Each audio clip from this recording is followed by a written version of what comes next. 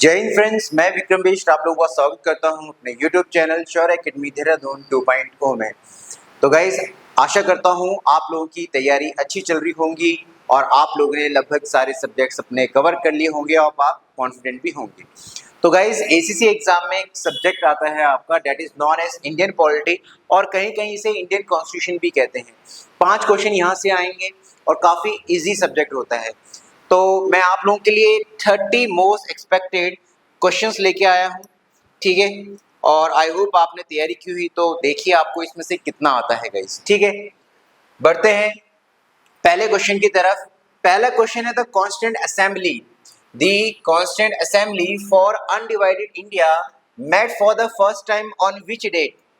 तो गाइज, मैं आपको बता दूं, हमारे देश का अगर संविधान बनाया है तो कॉन्स्टिट्यूएंट असेंबली ने बनाया है और हमारे देश का संविधान एज वेल एज कानून भी, ठीक है ना, कॉन्स्टिट्यूएंट असेंबली ने ही बनाया है। तो ये हमसे ये पूछ रहा है, जितने भी कॉन्स्टिट्यूएंट असेंबली के मेंबर्स थे, जब उन्होंने इलेक्शन लड़ा और जीता, तो पहली बार इनकी मीटिंग कब हुई थी? 6 दिसंबर 1946 को, 9 दिसंबर 1946, 20 फरवरी 1947 या 3 जून 1947। आई होप आप लोगों को पता होगा। 9 दिसंबर 1946 को गाइस इनकी पहली मीटिंग हुई थी गाइस, ठीक है। नेक्स्ट आता है guys, name the leader who serve as the constitutional adviser. इसको कभी कभी कॉन्स्टिट्यूशनल एडवाइजर भी आता है और कभी कभी आता है लीगल एडवाइजर, ठीक है ना, of the constituent assembly of India. Doctor BN Rao, doctor Bhimrao Ambedkar, KM Munshi और MC सेतलवाड। अगर आप डॉक्टर भीमराव अंबेडकर समझ रहे हैं तो यानी आपकी तैयारी अच्छी नहीं है और आप गलत हैं गाइस। इसका आंसर है doctor BN Rao guys. Next question आता है, who among the following presided over. Presided over का यहाँ मतलब है चेयरमैनशिप करना या अध्यक्षता करना, ठीक है ना। द इनैगुरल का मतलब होता है जो पहली मीटिंग है of the constituent assembly of India. जब कॉन्स्टिट्यूएंट असेंबली ऑफ इंडिया जब पहली बार मिली थी तो इसकी अध्यक्षता किसने की थी गाइस, ठीक है। सचिदानंद सिन्हा, बी ऑप्शन है, भीमराव अंबेडकर, डॉक्टर राजेंद्र प्रसाद या P उपेंद्र। तो गाइस इसका करेक्ट आंसर है डॉक्टर सचिंद्रनाथ, ये स्पेलिंग थोड़ी गलत है, सिन्हा गाइस, ठीक है। और ये इंटरिम प्रेसिडेंट थे कॉन्स्टिट्यूएंट असेंबली के, या आप कह सकते हैं टेम्परेरी प्रेसिडेंट थे कॉन्स्टिट्यूएंट असेंबली के। नेक्स्ट आता है, how long did the constituent assembly take to finally pass the constitution of India. यानी कहने का मतलब है कॉन्स्टिट्यूएंट असेंबली को कितना समय लगा था हमारा संविधान बनाने के लिए गाइस, ठीक है। 2 साल 11 महीने 18 दिन, 1 साल 11 महीने 18 दिन, 6 महीने और 3 साल 10 महीने गाइस। तो गाइस इसको टाइम लगा था 2 साल 11 महीने and 18 days.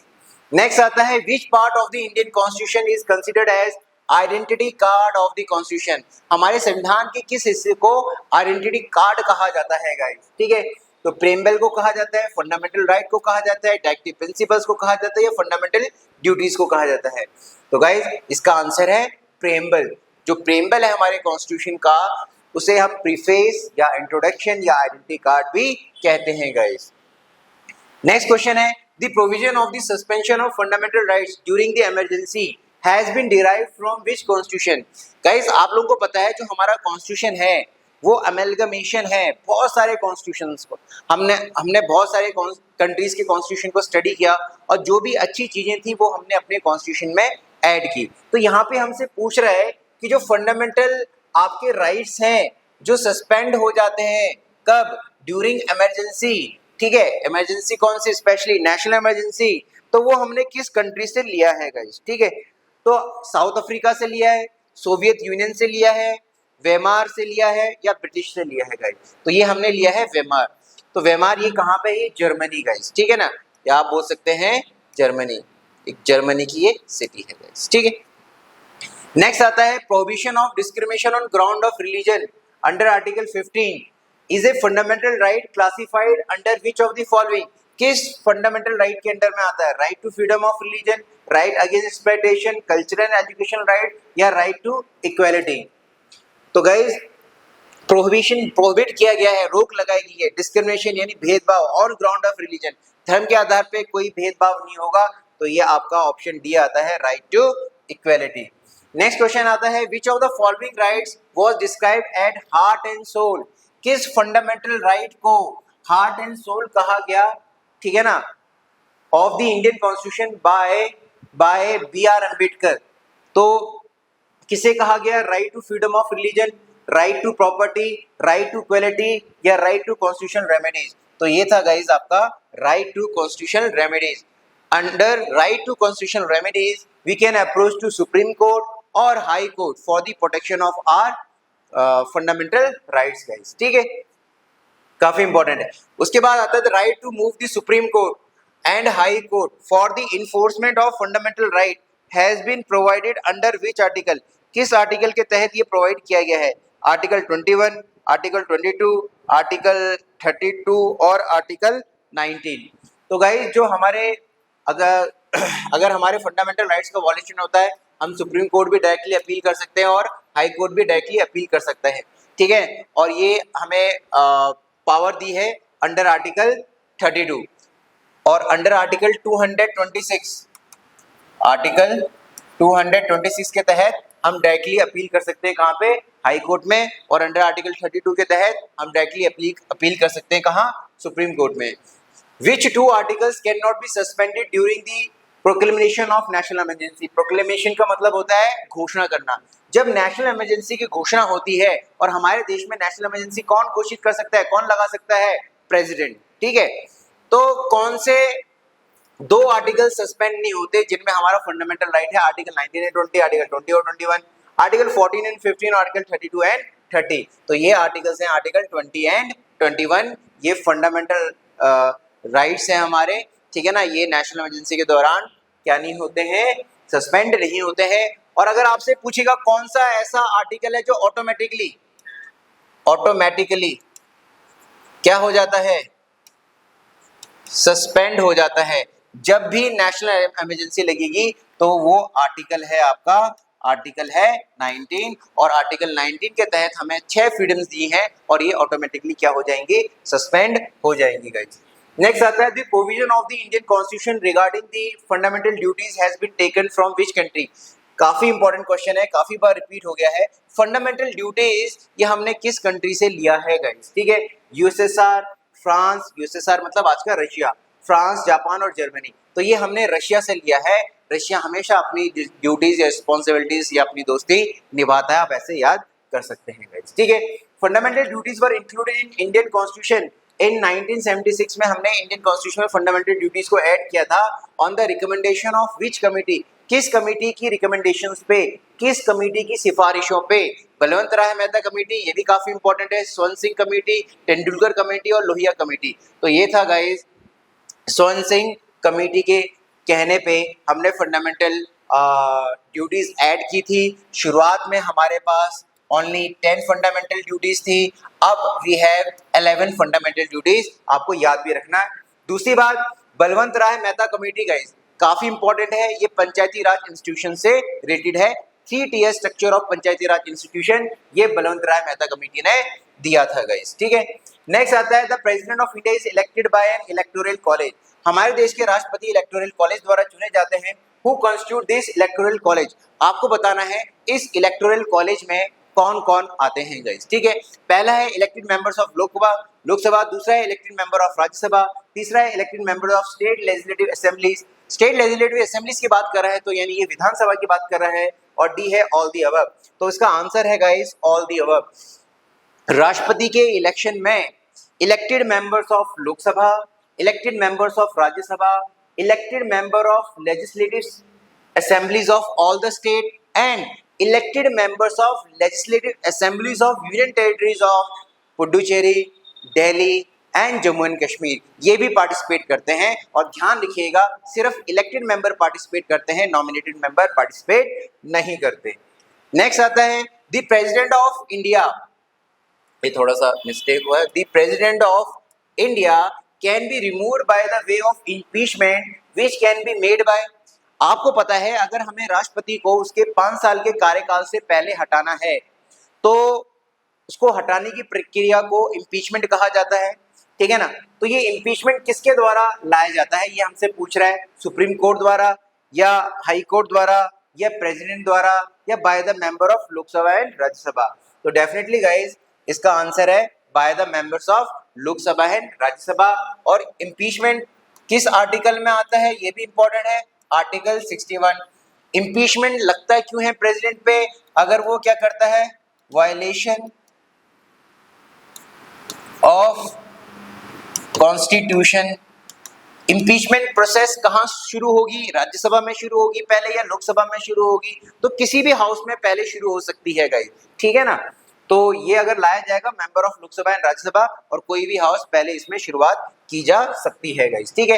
Who among the following administers the oath of office of the president of India, यानी हमारे देश के जो राष्ट्रपति है किसके सामने शपथ लेते हैं ये हमें बताना है। तो पहला ऑप्शन है guys chief justice of India, दूसरा ऑप्शन है स्पीकर ऑफ लोकसभा, तीसरा ऑप्शन है प्राइम मिनिस्टर, और चौथा ऑप्शन है गाइस वाइस प्रेसिडेंट। तो किसके सामने शपथ लेते हैं गाइस? तो ये लेते हैं चीफ जस्टिस ऑफ इंडिया के सामने शपथ ली जाती है हमारे राष्ट्रपति द्वारा। नेक्स्ट क्वेश्चन है what are the maximum number of terms that a person can hold for the office of the president. अगर किसी को राष्ट्रपति बनना है तो कितने टर्म्स के लिए, यानी कितनी बार कोई व्यक्ति हमारे देश में राष्ट्रपति बन सकता है? 2 टर्म्स के लिए 2 बार, नो लिमिट, कोई लिमिट ही नहीं लगाई हुई है, सिंगल टर्म सिर्फ 1 बार ही, या थर्ड टर्म यानी 3 बार। तो गाइस हमारे देश में कोई भी व्यक्ति प्रेसिडेंट कितनी भी बार बन सकता है, उसमें कोई लिमिट नहीं है गाइस। नेक्स्ट क्वेश्चन है in the case of deadlock between 2 houses of parliament the joint sitting is presided over by which of the following. Deadlock का मतलब लोकसभा राज्यसभा में किसी बिल के ऊपर, ठीक है ना, जो या किसी कानून बनाने के ऊपर अगर डेडलॉक हो जाता है, यानी दोनों हाउसेज आपस में उलझ जाते हैं, तो ज्वाइंट सिटिंग बुलाई जाती है। और हमसे पूछा जा रहा है कि उस ज्वाइंट सिटिंग को प्रिसाइड कौन करेगा। प्रिसाइड का मतलब उस ज्वाइंट सिटिंग की अध्यक्षता कौन करेगा। मैं बता दूं गाइस, जब भी ज्वाइंट सिटिंग बुलाई जाएगी, कॉल की जाएगी, और it will be called by president of India, ये हमारे राष्ट्रपति के द्वारा बुलाई जाती है, ठीक है। तो हमसे लेकिन यहाँ पे पूछ रहा है उसकी अध्यक्षता कौन करेगा, प्रेसिडेंट करेगा, वाइस प्रेसिडेंट करेगा, स्पीकर ऑफ लोकसभा करेगा, या चेयरमैन ऑफ राज्यसभा करेगा। तो ये करेगा गाइस स्पीकर ऑफ लोकसभा, लेकिन बुलाए किसके द्वारा जाएगा, president of our country. Next question है who has the authority to initiate. Initiate का मतलब होता है शुरुआत करना, ठीक है ना। अथॉरिटी का मतलब है किसको पास वो पावर है। रिजोल्यूशन का मतलब हो गया प्रपोजल, ठीक है ना, प्रस्ताव। For the removal of vice president from his office before the expiry of his term. अभी हमने पढ़ा कि अगर हमें राष्ट्रपति को 5 साल से पहले हटाना है तो हम लगाते हैं इम्पीचमेंट। वैसे ही अगर हमें उपराष्ट्रपति को यानी वाइस प्रेसिडेंट को 5 साल से पहले हटाना है तो उसकी हटाने की प्रक्रिया को इम्पीचमेंट नहीं कहते हैं, ठीक है। सिंपल बोला जाता है, रिमूवल कहा जाता है। तो हमसे ये पूछ रहा है कि भैया कहाँ शुरू होगा सबसे पहले, राज्यसभा में होगा, लोकसभा में होगा, सुप्रीम कोर्ट में होगा, या स्टेट लेजिस्लेटिव असेंबली में होगा। तो गाइस ये होगा राज्यसभा में। राज्यसभा में क्यों होगा, क्योंकि जो प्रेसिडेंट वाइस प्रेसिडेंट होता है वो ex officio chairman of Rajya Sabha होता है गाइस, ठीक। नेक्स्ट क्वेश्चन है disputes regarding the election of president and vice president are settled by. अगर राष्ट्रपति और उपराष्ट्रपति के इलेक्शन से कोई भी डिस्प्यूट्स होता है, कोई भी धांधलेबाजी होती है, तो उसको कौन देखेगा, सुप्रीम कोर्ट देखेगा, हाई कोर्ट देखेगी, ठीक है, आपका लोक अदालत देखेगा, या इलेक्शन कमीशन देखेगा गाइस। तो गाइस कौन देखेगा, सुप्रीम कोर्ट उसको देखेगा, उस मैटर को चेक करेगा। नेक्स्ट क्वेश्चन है the prime minister is said to hold office during the pleasure of president, ठीक है, but in reality he stays in office as long as he enjoys the confidence of. यानी क्या कह रहा है, कह ये रहा है कि अगर प्रधानमंत्री है वो कब तक अपनी गद्दी पे बैठा रहेगा, वो तब तक गद्दी पे बैठा रहेगा जब तक प्रेसिडेंट को प्लेजर लगेगा, प्रेसिडेंट को अच्छा लगेगा। लेकिन इसका मतलब क्या है, इसका मतलब ये है प्रधानमंत्री को तब तक नहीं उसकी पोस्ट से हटाया जा सकता जब तक वो प्रेसिडेंट को अच्छा लगेगा। बट लेकिन वास्तव में होता क्या है किसका वो कॉन्फिडेंस एंजॉय कर रहा है, दी इलेक्टोरेट का, लोकसभा का, पार्लियामेंट का, the party to which it belong. वो तब तक अपनी पोस्ट में बैठा रहेगा प्राइम मिनिस्टर जब तक उसे लोकसभा का कॉन्फिडेंस मिल रहा है, उसको लोकसभा में उसकी पार्टी की क्या है, मेजॉरिटी है, उसे कोई हटा नहीं सकता गाइस, ठीक है। नेक्स्ट क्वेश्चन है who among the following is chairman of NITI Aayog. Guys काफी इंपॉर्टेंट है नीति आयोग, मैं आपको बता दूं नीति आयोग का पुराना नाम था प्लानिंग कमीशन, ठीक है। Inter state council national water resources council, हमसे ये पूछ रहा है कि इनके चेयरमैन कौन है भाई, ठीक है। तो गाइज नीति आयोग सबसे ज्यादा एग्जाम्स में पूछा जाता है, और नीति आयोग और इंटर स्टेट काउंसिल और या नेशनल वाटर रिसोर्स काउंसिल, इन सब के जो चेयरमैन होते हैं, ऑप्शन हमें दे रखे हैं, प्राइम मिनिस्टर है, प्रेसिडेंट है, चीफ जस्टिस ऑफ इंडिया है, गवर्नर। तो ये प्राइम मिनिस्टर होता है, प्रधानमंत्री होता है गाइस, ठीक है। नेक्स्ट क्वेश्चन है, in the event of resignation और death of the prime minister, अगर हमारे प्राइम मिनिस्टर की डेथ हो जाए, अगर हमारा प्राइम मिनिस्टर क्या कर दे, अपना इस्तीफा दे दे, रेजिग्नेशन दे दे, तो क्या होगा, ठीक है। पहला ऑप्शन बोल रहा है council of minister is dissolve, यानी जो उसका मंत्रिमंडल है वो भंग हो जाएगा। दूसरा, fresh election will be held, दोबारा से प्रधानमंत्री के इलेक्शन किए जाएंगे।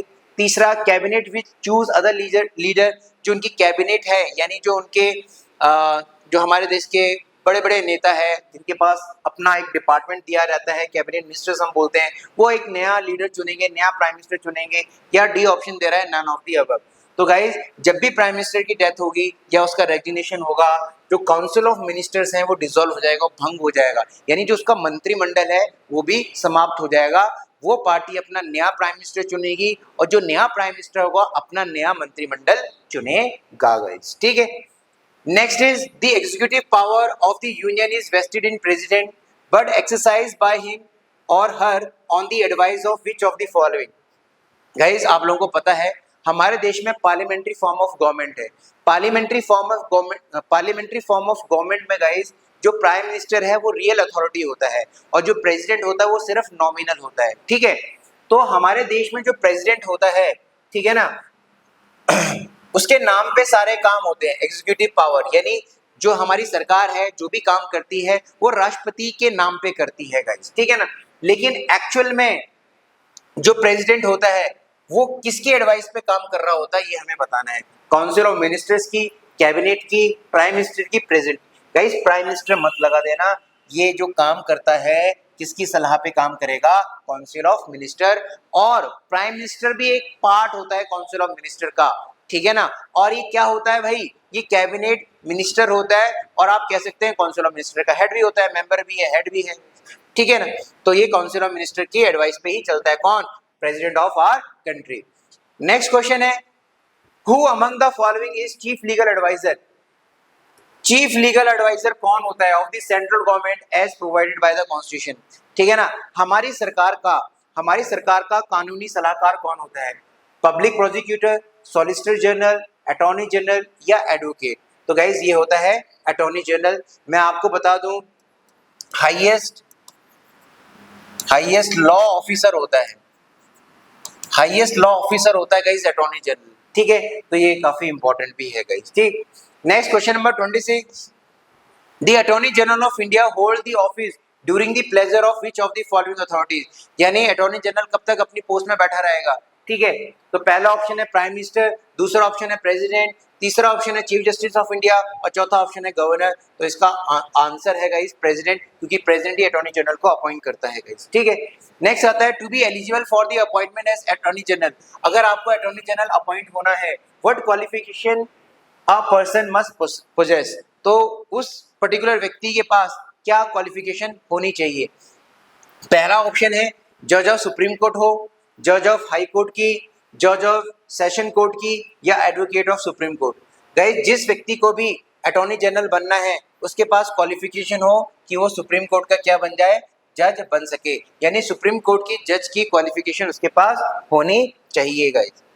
नेक्स्ट क्वेश्चन है, who among the following does not form the part of union legislature. तो गाइस ये काफी इंपॉर्टेंट है, इससे पहले की वीडियो में भी मैंने यूनियन लेजिस्लेचर के बारे में बताया है। यूनियन लेजिस्लेचर जब भी ये बात करेगा तो यूनियन लेजिस्लेचर की मतलब है पार्लियामेंट।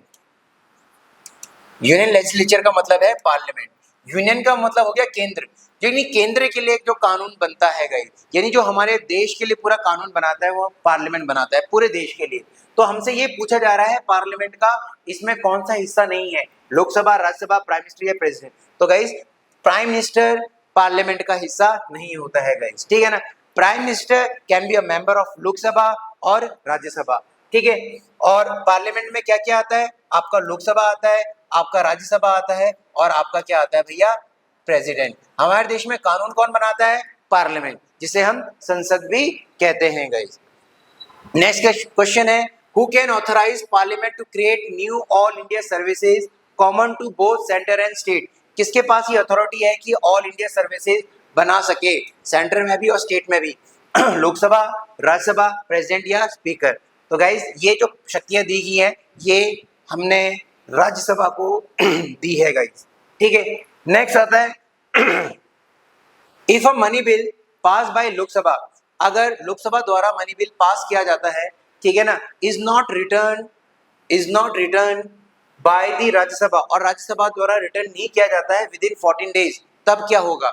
आप लोगों को पता होगा गाइज कि मनी बिल की जो डेफिनेशन है कौन से आर्टिकल में दी है?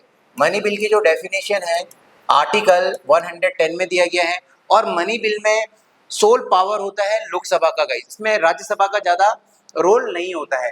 अगर लोकसभा में ये इनिशिएट होगा और लोकसभा द्वारा पास किया जाएगा और राज्यसभा द्वारा अगर 14 डेज के अंदर अंदर नहीं दिया जाएगा तो होगा क्या? मनी बिल पहले 4 ऑप्शन दिए, लोकसभा रिकंसिडर्ड इट, लोकसभा उसको रिकंसिडर करेगी, money bill gets rejected, bill will be sent to the president, joint meeting will be held. तो मैं आपको बता दूं गाइस, मनी बिल के ऊपर लोकसभा की पावर होती है, लोकसभा चाहे उसे कंसीडर कर सकता है, कंसीडर नहीं कर सकता है, ठीक है ना। तो ये जो होगा bill will be sent to president, Lok Sabha ने पास कर दिया है, राज्यसभा ने क्या किया क्या नहीं किया ये प्रेसिडेंट के पास चला जाएगा गाइस, ठीक है ना। तो गाइस ये थे 30 क्वेश्चंस जो काफी इंपॉर्टेंट है, एक्सपेक्टेड है आप लोगों के एग्जाम्स में, आप लोगों के नहीं बाकी एग्जाम्स में भी काफी बार पूछे जाते हैं। आई होप मोस्टली आपको इनमें से आते होंगे और आप अच्छा परफॉर्म करेंगे अपने एग्जाम में। तो गाइज आप लोगों से ये भी रिक्वेस्ट है, चैनल को लाइक शेयर और सब्सक्राइब जरूर करें ताकि हम भी आप लोगों के लिए वीडियोस बनाते रहें। तब तक के लिए गाइज जय हिंद।